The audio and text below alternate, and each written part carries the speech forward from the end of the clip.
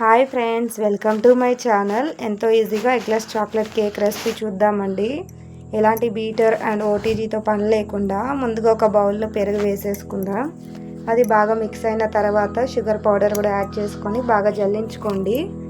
మీరు బాగా జల్లించుకొని దాంట్లో వేసుకోండి. చూస్తున్నారు కదా వీడియోలో, ఎలాంటి లంప్స్ లేకుండా అంతా స్మూత్గా అవ్వాలండి. ఆ తర్వాత baking soda and baking powder add చేసేసుకొని బాగా కలుపుకోండి.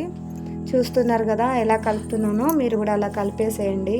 చూస్తున్నారు కదా ఎంత నురగగా వచ్చిందో. ఇలా నురగగా వస్తేనే మీకు baking soda and baking powder active అయినట్టండి.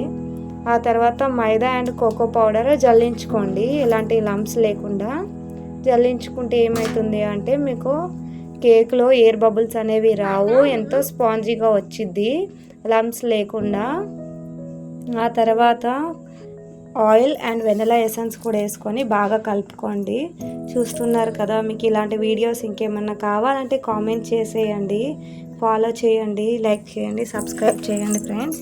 ఇలాంటి వీడియోస్ మరెన్నో చేయడానికి మీరు కామెంట్ చేస్తే మీకు ఎలాంటి వీడియోస్ కావాలన్నా నేను చేస్తాను ఫ్రెండ్స్. మీ యొక్క లైక్ షేర్తో మా ఛానల్ ఇంకా ముందుకు వెళ్తుంది ఫ్రెండ్స్. మీరు చూస్తున్నారు కదా, మన ఇంట్లో ఉండే ఏ గిన్నె యూజ్ చేయొచ్చు. అందులో బటర్ పేపర్ మన దగ్గర లేదు అనుకుంటే ఒక వైట్ పేపర్కి మీరు బటర్ కానీ ఆయిల్ కానీ స్ప్రెడ్ చేసేసి ఇలా యూజ్ చేయొచ్చు. చూస్తున్నారు కదా, ట్యాప్ చేసేయండి, అందులోని ఎయిర్ బబుల్స్ అనేవి పోతాయి. తర్వాత నేను ముందుగానే ఒక 10 మినిట్స్ ముందే నేను ప్రీ హీట్కి గిన్నె పెట్టేసుకున్నాను మీడియం ఫ్లేమ్ మీద. చూస్తున్నారు కదా ఒక 15 మినిట్స్ బేక్ చేయండి.